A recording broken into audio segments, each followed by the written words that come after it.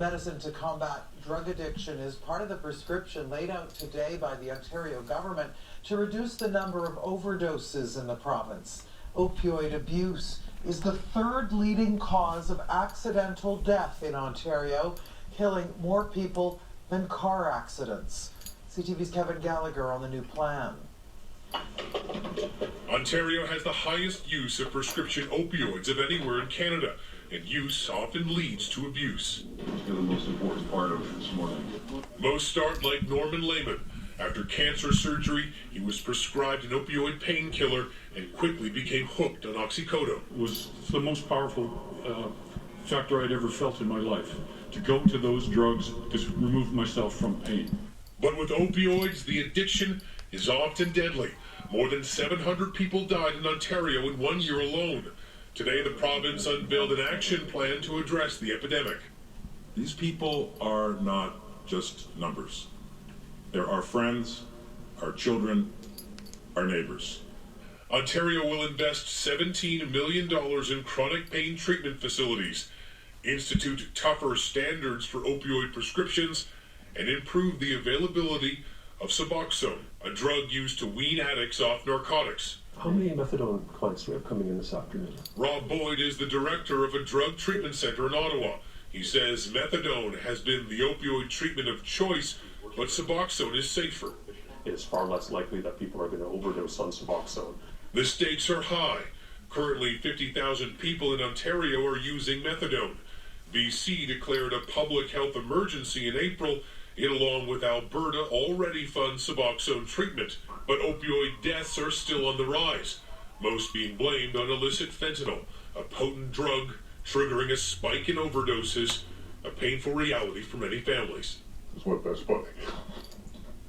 There is no national opioid strategy, but the health minister will hold a summit in Ottawa next month to discuss what she calls a public health crisis, Lisa. All right, Kevin Gallagher in Ottawa. Thanks, Kevin. Time now for a short break, but when we come back... Hey guys, 1 second here, I'm going to get myself set up. What you just heard was audio from a news broadcast from CTV last night, October 12th, 2016.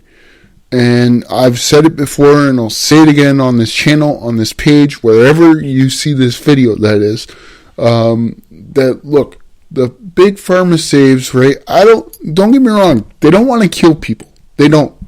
But they downplay the risk of these hard drugs because they've been, even as kids, they were fed that marijuana is bad.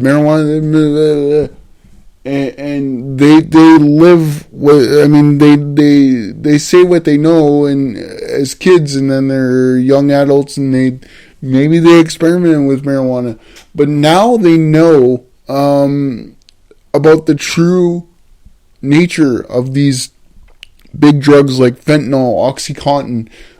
That's why even with my anxiety and with my little bit of back pain that I get in the winter, and sometimes it's worse than others because of my scoliosis, I will not go down the road of OxyContin or morphine. I've tried them, didn't like them. I've tried them for the wrong reasons, didn't like them again, and you just heard audio, you just heard the statistics, and then today I saw this heartbreaking video that a father in Canada, I believe, had the courage to play this video. I will play the video at the end of the at the end of this video. I was able to, with my great editor, able to get it off the internet. And he, this guy's already been praised by me and by other people for sharing his courage, for showing his courage with his comment. I looked, my best friends, one of my best friends shared the video, and then I clicked to see if it was real, if it was a PSA, to see if it was maybe a hoax, just to raise awareness. I shouldn't say hoax, that was the wrong word. But I checked to see if it was real, and as far as I can tell, it's real, and it broke my heart. And like, look, even like I said, these big pharma companies and all the people that are involved, even the pharmacists, maybe as kids or as young adults, they didn't know the true good of God's plant, marijuana. Maybe they didn't know, but now they know. Now there's enough statistics, and they've come to the realization that a lot of people have come to the realization of what marijuana can do for people, whether it's for cancer, for anxiety, for which, by the way, if it's for anxiety, like sometimes I occasionally use mine for, because I know, holy crap, I haven't eaten right today, because I've been like high adrenaline, high energy, and I couldn't focus and I didn't eat. Don't do what I've occasionally, like I've done it once or twice, but I've tried not to, where I eat, but I end up, you got a good buzz on, you end up eating not so healthy foods. So when you're gonna smoke, and if it's for eating purposes, actually eat meals. Don't eat bags of chips. Don't whatever. But that's besides the point of what I'm getting at here. I just wanted to slip that in. This video, my God, man, I'm gonna see. It might take a second because he didn't know I was gonna ask to do this, and I didn't even know. I'm just going where I think I should go with it. But we're gonna go on Facebook. We're gonna click that guy's name. And before you before you see the video, I'm gonna go back to his post and actually get my assistant to read what he wrote, because some of it's a little bit repetitious, I think, from what I read. Maybe I'm wrong. I don't know. But here's what here's what he wrote. He posted the video underneath. I've got a copy of the video. I'm gonna put it on here. But here you go. This is for any and every addict with children. Today I have to tell my 8-year-old son that his mommy died from a drug overdose last night. This is the realization and reality of our disease. Don't let this disease have to make someone tell your child that you're dead because of drugs. This was one of the hardest things I've had to do. My son has no mother because of heroin. Kinda hard to hear, but you can hear what we're saying. Please get help so our children don't have to suffer. This wasn't staged, this was real. I had someone record this so addicts with children can see the seriousness of our epidemic.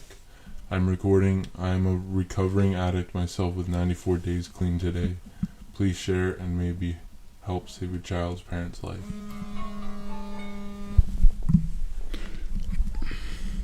So there you go. There it is. That's the way it is. And look, when people say the word heroin, right? I'm not saying that this mother, I don't know. I've never met the mother, never met the father, never met the kid. I'm not saying that the mother was addicted to opioids or OxyContin, but I wouldn't doubt it, because they look like a young couple, and to top it off, OxyContin and stuff like that, all that is a synthetic heroin, people. So I did say to this gentleman once I found his Facebook page to see if this was like a public service announcement or what it was. I did message this guy and I said, you know what, or I didn't message him, but I commented on the video and I said, sending out prayers, sending out,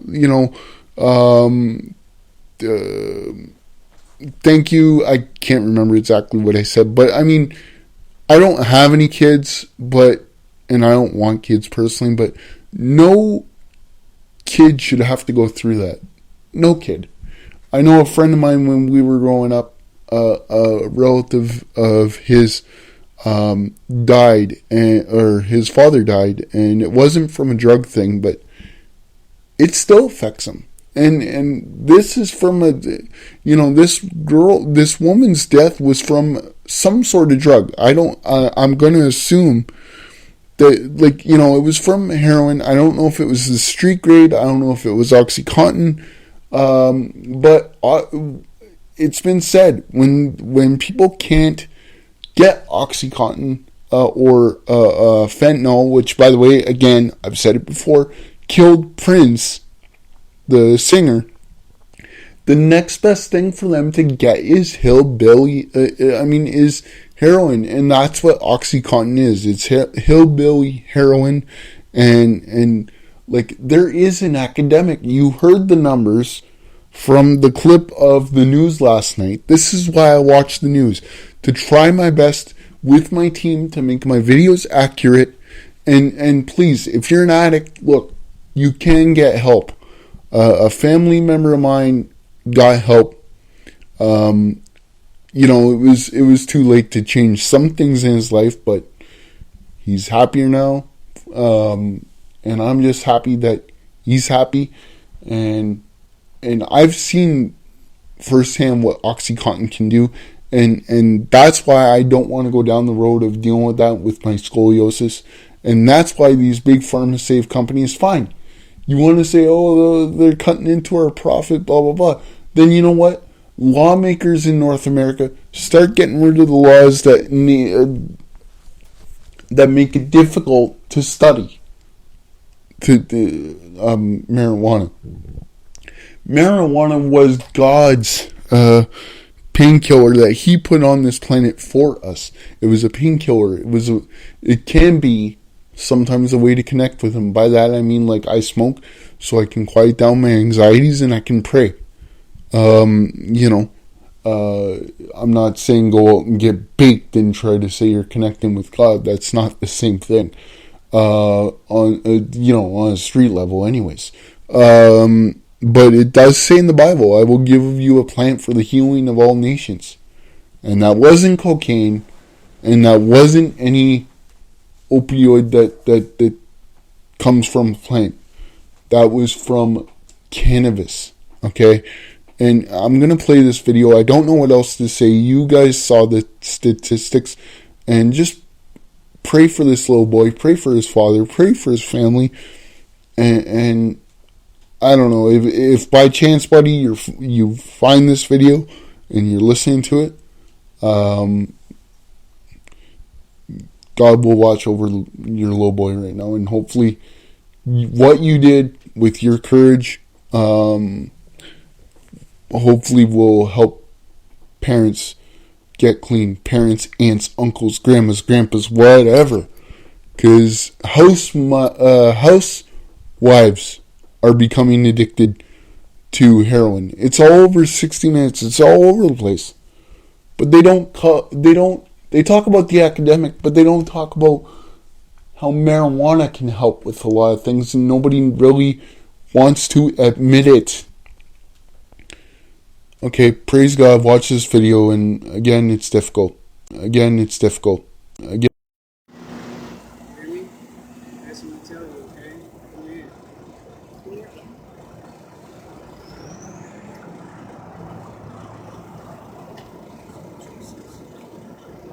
Mommy died last night. Okay? What? Mommy died last night. Okay? What do you mean, my mom? Yes. How? From drugs.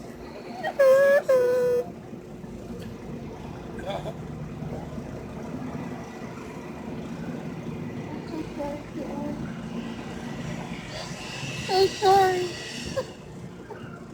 She went to heaven. I'm so sorry.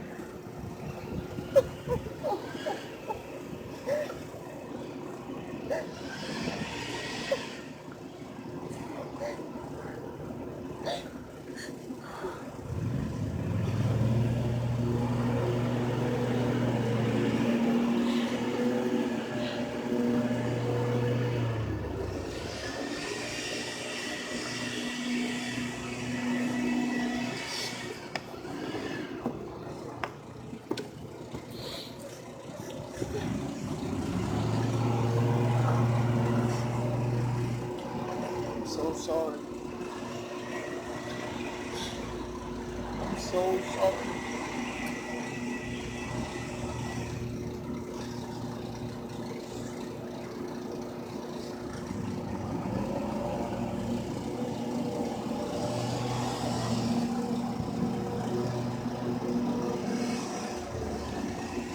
love you. Can I have a hug? Can I have a hug?